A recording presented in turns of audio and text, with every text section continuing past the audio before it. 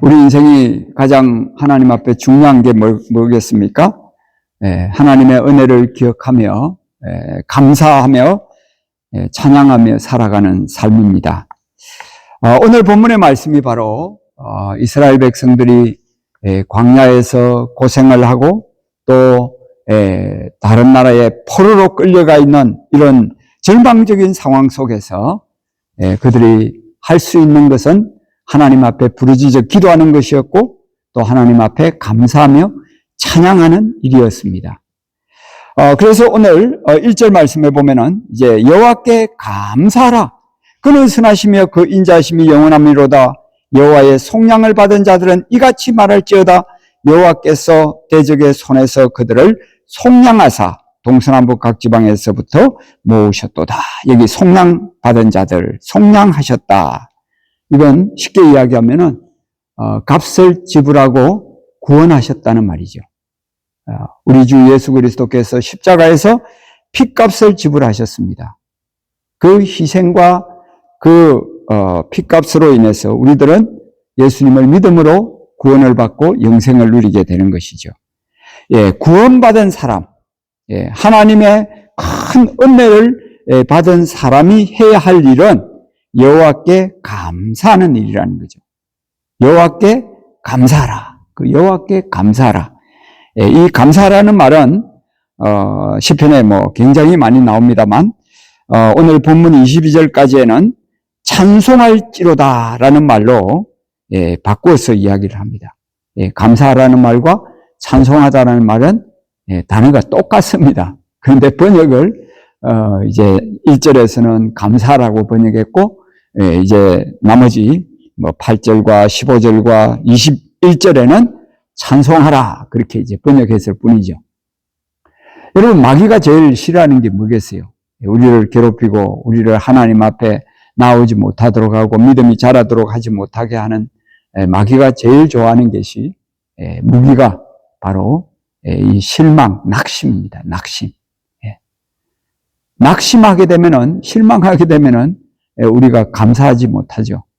그러나 우리가 낙심과 실망을 하나님의 은혜 안에서 다시 소화하면은 이것이 이제 감사가 되는 겁니다. 그리고 그것이 찬양이죠. 하나님 앞에 Amazing Grace, 우리가 305장 나 같은 죄인 살리시고 나 같은 죄인을 구원하신 그 은혜를 생각하면은 감사하다는 거죠. 그래서 영원한 천국에서 우리가 영생 복락할 것을 생각하면 너무나 감사하다는 것이죠. 이 305장 이것은요, 제가 97세 되는 그 할머니 권사님한테도, 갈 때마다 이 찬송을 부릅니다. 이 찬송을 부르는데 그분이 1절부터 4절까지를 다 외우세요. 97세인데도 불구하고. 우리가 다 잊어버릴 수 있어요. 기억이 점점 희미해지잖아요. 그죠? 저도 깜빡깜빡 이제 건망증이 막 찾아오고 그러는데 아마 여러분들도 그럴 때가 종종 있을 겁니다. 그러나 기억해야 될 것은 하나님이 나를 구원하셨다는 것. 이 305장 이것만 우리가 확실히 붙잡아도 우리는 천국 가고 영생 얻는데 전혀 문제가 없는 겁니다. 이 가사에 보면은 예수님이 나를 구원해 주셨고 그래서 거기서 천국에서 우리가 영원히 살겠다는 것. 모든 게 하나님의 은혜라고 1절에도 2절에도 3절에도 4절에도 하나님의 은혜라고 그렇게 고백하지 않습니까? 그래서 오늘 이 시인도 하나님의 은혜이기 때문에 그래서 속량을 받았기 때문에 그 핏값으로 구원을 받았기 때문에 하나님께 감사하며 찬양한다는 것이죠. 그래서 1절에 보면은 선하시며 그 인자하심이 영원하기 때문이다. 하나님이 좋으신 하나님이잖아요. 그리고 하나님의 인자하심이 영원하잖아요. 예수님이 우리에게 주신 이 아가페 사랑은 영원한 것입니다. 하나님이 너무너무 좋으신 분이라는 것을 우리에게 알려주시는 것이죠. 자, 4절에서 이제 22절 사이에는 세 가지 인간의 모습을 이야기해 주고 있습니다. 그 세 가지 모습 속에서 인생이 당하는 여러 가지 고난과 환난, 문제 이것을 말하는 거죠. 그 속에서 어떻게 우리가 감사하면서 찬양하면서 구원의 은혜에 보답하면서 살아갈 수 있을 것인가? 자, 4절에서 먼저 9절까지 봅시다. 광야 사막길에서 방황하며 거주할 성읍을 찾지 못하고 줄이고 목이 말라 그들의 영혼이 그들 안에서 피곤하였도다. 이에 그들이 근심 중에 여호와께 부르짖으며 그들의 고통에서 건지시고 또 바른 길로 인도하사 거주할 성읍에 이르게 하셨도다. 여호와의 인자하심과 인생에게 행하신 기적으로 말미암아 그를 찬송할지어다. 그가 사모하는 영혼에게 만족을 주시며 줄인 영혼에게 좋은 것으로 채워주심이로다. 자, 4절에 광야 사막길에서 방황하며 거주할 성읍을 찾지 못하고 사모하는 영혼, 줄인 영혼. 우리는 이 험악한 세상이 광야와 같은 곳이라는 거예요. 메마르고 건조하고 방황하고 거주할 성읍이 제대로 없는 우리가 안식처가 어디에 있겠습니까? 뭐 세상에 영원한 안식처는 아무것도 없습니다. 뭐 가정이 뭐 최고의 안식처고 또 교회가 최고의 안식처입니다만 뭐 영원한 가정도 없고 영원한 뭐 부도 없고 영원한 명예도 없고 권세도 없잖아요. 그죠? 이 광야 사막길 여기에서 우리가 방황할 수밖에 없는 그런 인생이라는 거죠. 줄이고 목이 마른 그런 인생이라는 거죠. 자, 그런 인생에게 이 근심, 환난, 고통, 이 문제들이 뭐 세상에 가득한 거죠. 그럴 때 우리가 해야 될 일은 6절에 있듯이 부르짖음에 여호와께 크게 부르짖어야 한다는 거예요. 부르짖을 때 하나님이 그 고통에서 건지시고 그 다음에 인도하시고 그 다음에 거주할 성읍에 이르게 하신다는 겁니다. 그래서 8절에 인자하심과 행하신 기적으로 말미암아 찬송하리로다. 사모하는 영혼에게 만족을 주시며 줄인 영혼에게 좋은 것으로 채워주셨다. 응답하셨다는 거죠. 환난과 문제가 있을 때 부르짖어 기도할 때 그리고 하나님은 응답해 주시고 구원해 주시는 거죠. 건져 주시는 거죠. 그리고 우리가 승리의 찬송을 할 수 있도록 해 주신다는 겁니다. 우리 모두가 다 이 광야 메마른 곳에 방황하고 살아가는 그런 굶주린 줄이고 목마른 인생이라는 거죠. 그렇죠? 그 다음에 두 번째는요. 10절에서 16절 사이에 사람이 흑암과 사망의 그늘에 앉으며 공고와 쇠사슬에 매임은 흑암과 사망의 그늘에 앉고 공고와 쇠사슬에 매여서 살아가는 존재라는 거죠. 우리가 다 자유인인데 나 쇠사슬에 걸려있지 않아요. 매여 있는 존재가 아니에요. 뭐 그럴 수 있지만 뭘 이야기합니까? 우리 모두가 다 어두운 세상을 살아가잖아요. 항상 우리의 삶이 빛이 아니잖아요. 얼굴을 보면은 좀 어두운 부분들이 있는 거죠. 쇠사슬에 있는 이 두려움이 있고 어떤 죄책감이 있고 어떤 실패에 대한 그 불안이 있고 뭐 이런 마음들 이게 다 어두움과 쇠사슬에 매여서 살아가는 거죠.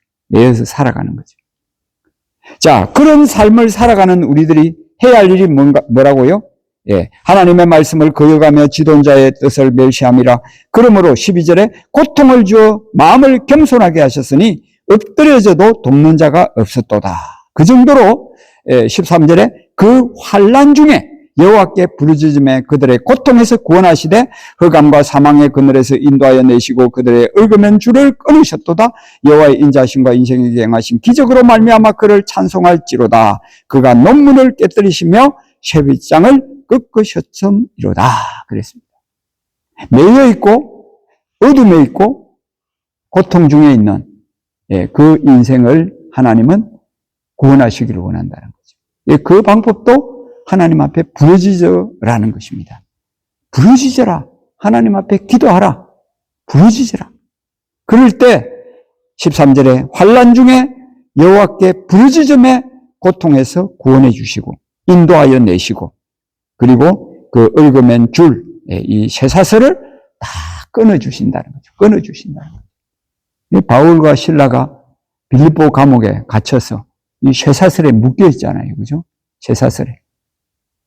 우리는 실제로 쇠사슬은 아니지만 마음으로 여러 가지 정신적으로 쇠사슬에 묶여 있는 것과 같은 그런 존재들이죠.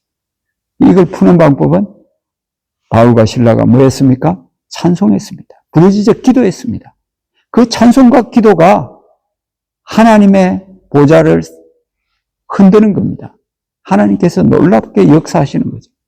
그래서 옥문이 흔들리고 감옥이 흔들리고 그리고 문이 열리고 옥문이 열리고 그리고 모든 것이 착고가 쇠사슬이 다 풀어지게 되는 거죠. 풀려지게 되는 거죠. 하나님은 우리가 환난 중에 부르짖을 때 이런 놀라운 역사를 일으켜 주시는 분이라는 거죠. 그 다음에 마지막으로 17절에서 22절에 보면은 미련한 자들은 그들의 죄악의 길을 따르고 그들의 악을 범하기 때문에 고난을 받아 그랬습니다. 그러니까 죄악으로 말미암아서 고통 중에 있는 사람들, 죄악으로 말미암아 고통 중에 있는 사람들. 이것도 예수 믿는 사람 중에도 거의 다 대부분이 있죠, 그죠? 안 믿는 사람들은 물론이고, 그죠? 죄악 중에 죄악의 길을 따르고 악을 범하기 때문에 우리가 항상 죄를 범하잖아요, 그죠? 항상 죄인이잖아요, 우리는 죄인. 그렇기 때문에 크고 작은 고난들이 우리에게도 다 있는 거죠. 자, 이것이 어떻게 되느냐? 18절에 보니까 그들의 모든 음식물을 싫어하게 하되어 사망의 문에 이르렀도다. 이에 그들의 고통 때문에 여호와께 부르짖음에 그가 그들의 고통에서 그를 구원하시되 그랬습니다. 음식물을 싫어하고요. 사망의 문에 이르렀다 그랬어요. 그럼 이게 뭘 이야기하겠어요? 육신적으로 이게 큰 스트레스를 가져와가지고 이 죄 때문에 스트레스를 가져와가지고 음식이 잘 안 먹힌다는 겁니다. 육체의 질병으로 고통을 당하게 되는 것을 이야기하는 것입니다. 결국 사망의 장소까지 이르게 되는 거죠. 이것이 이제 세 번째 인간의 모습이라는 겁니다. 죄악으로 말미암아서 고통을 받다가 몸과 영혼이 병든 인간이 되고 만다는 것이죠. 자, 그럴 때도 이 고난으로 말미암아서 음식물이 제대로 들어가지 않고 참 사망의 문까지 이르는 그런 절박한 상황 속에서도 여호와께 부르짖을 때 하나님께서 그 고통에서 구원해 주시고 20절에 아주 중요한 말씀을 합니다. 그의 말씀을 보내어 그들을 고치시고 위험한 지경에서 건지시는도다 그랬습니다. 뭘 보내셨다고요? 하나님의 말씀을 보내셨다는 거죠. 이 말씀이 치료자입니다. 말씀이 구원자입니다. 예수 그리스도께서 말씀으로 이 세상에 오셨죠. 그렇죠? 창조 때 말씀으로 빛이 있으라, 해와 달과 별이 있으라, 말씀으로 창조를 하셨습니다. 이 말씀이 예수 그리스도를 믿는 자들에게 영의 양식이 되는 거죠. 예수님을 우리가 양식으로 먹는다 하는 것은 예수님의 생명의 말씀을 먹는다는 것과 똑같은 거죠. 예수님의 말씀이 우리를 살리는 겁니다. 우리를 구원하는 겁니다. 고통에서 구원하는 겁니다. 우리가 부르짖어 기도할 때 베드로가 물에 빠져서 죽어가는 거죠. 엄청난 환난 아닙니까? 사망의 문에 이르는 거 아닙니까? 주야 구원하소서, 주야 사람 살려. 그러니까 예수님께서 손을 탁 내밀어 가지고 베드로를 건져주시잖아요. 베드로를 살려주시잖아요. 우리도 그런 절박한 마음으로 부르짖어 기도해야 된다는 거죠. 부르짖어 기도해야 된다는 거죠. 그럴 때 하나님께서 그 고통 가운데서 우리를 건져주시고 우리를 살려주신다는 겁니다. 그래서 이 질병으로 인해서 죽어가는 심령이 부르짖을 때 하나님께서 구원해 주시고 고쳐주시고 또 건져주시는 이런 놀라운 응답을 경험하게 됩니다. 자, 그래서 응답받은 자는 뭐 하는 거예요? 찬송한다 그랬죠. 감사한다 그랬죠. 그래서 21절에 보면은 여호와의 인자심과 인생에게 행하신 기적으로 말미암아 그를 찬송할지로다 감사제를 드리며 노래하여 그가 행하신 일을 선포할지로다 그랬습니다. 이 감사제, 이것도 같은 어근에서 나온 명사입니다. 이거는 명사. 찬송, 감사, 감사제, 토다라고 해서. 그래서 감사하면서 하나님 앞에 제사를 드리는 거죠. 화목제 중에 하나가 감사제죠. 첫 번째 감사제, 화목제, 그죠? 예, 감사제를 드리며 하나님 앞에 노래하여 찬송하여 하나님이 행하신 일을 선포하라는 겁니다. 우리가 세상에 나가서 또 교회 안에서 어디서든지 가정에서든지 하나님 앞에 찬송하며 그 찬송이 감사의 제사라는 거죠. 그것이 하나님 앞에 드려질 때 하나님이 기뻐하신다는 것입니다. 자, 그래서 우리 인생이 이 세 가지 광야길에서 참 고난을 당합니다. 그래서 6절에 보니까 근심 중에 있어서 있게 된다고 그랬습니다. 그리고 8절에 보면은 10절에 보면은 흑암과 사망의 그늘에 앉아 공고와 쇠사슬에 매이게 된다고 했습니다. 이런 엄청난 고난이 있는 거죠. 그 다음에 13절에 환난 중에 있다고 그랬고 17절에 보면은 죄악의 길을 따르고 악을 범함으로 인해서 또 고난을 당한다. 그래서 사망의 입구까지 가게 된다는 것입니다.